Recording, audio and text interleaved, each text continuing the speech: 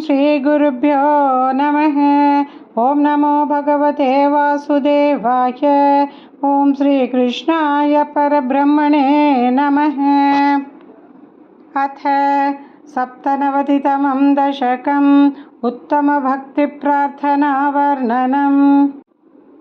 त्रैगुण्याद्भिन्नरूपं भवति हि भुवने हीनमध्योतमं यते ज्ञानं श्रद्धा च कर्ता वसतिरिपि सुखं कर्म चाहारभेदाः त्वक्षेत्रत्वन्निषेवादितु यदिह पुनस्त्वत्परं तत्तु सर्वं प्राहुर्नैर्गुण्यनिष्ठं तदनु भजनतो मंक्षुसिद्धो भवेयम्।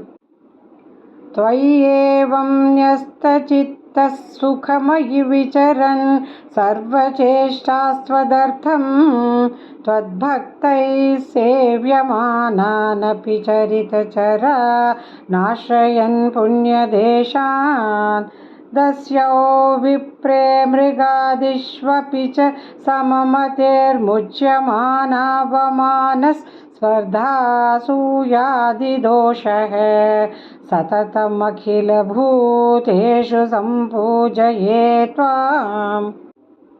त्वद्भावो यावदेषु स्फुरति न विशदं तावदेवं ह्युपास्तिं कुर्वन्नैकात्म्यबोधे झटिति विकसति त्वन्मयोऽहञ्चरेयम्।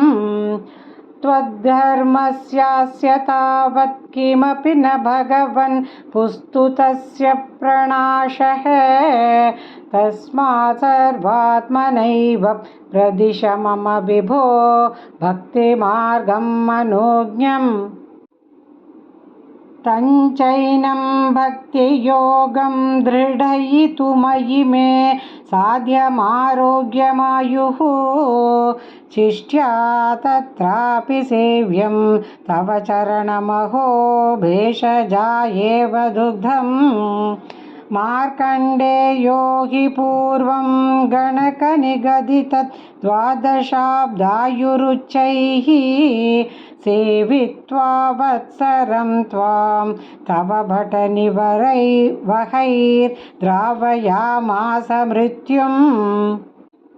मार्कण्डेयश्चिरायुः स खलु पुनरपि त्वत्परः पुष्पभद्रा तीरे निन्ये तपस्यन्नतुलसुखैरतिष्षट्पुतुमन्वन्तराणि देवेन्द्रः सप्तमस्तं सुरयुवतिमरुन् मन्मथैर्मोहयिष्यन् योगोष्मप्लुष्यमाणैर्न तु पुनरशक्कत्वज्जनन् निर्जयेत् कः।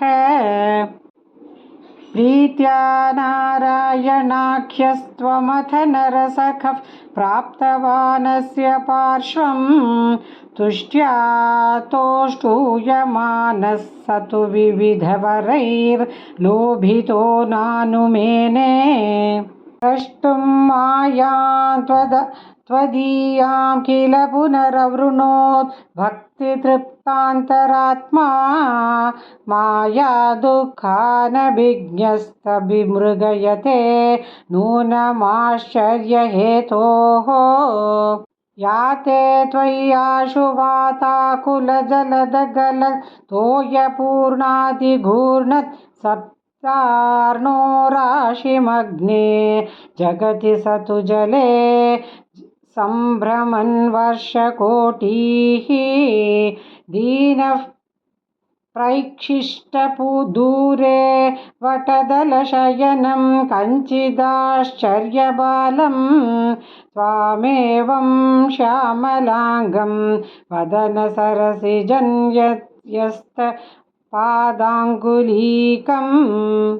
दृष्ट्वा त्वां हृष्टरोमा त्वरितमुपगतः स्रष्टुकामो मुनीन्द्रः श्वासेनान्तर्निविष्टः पुनरिह सकलं दृष्टवान् विष्टपौघं भूयोऽपि श्वासवातैर्बहिरनुपतितो वीक्षितस्त्वत्कटाक्षैः मोदादाश्लेष्टुकामस्त्वयि पिहिततनौ स्वाश्रमे प्राग्वदासीत् गौर्या सार्धं तदग्रे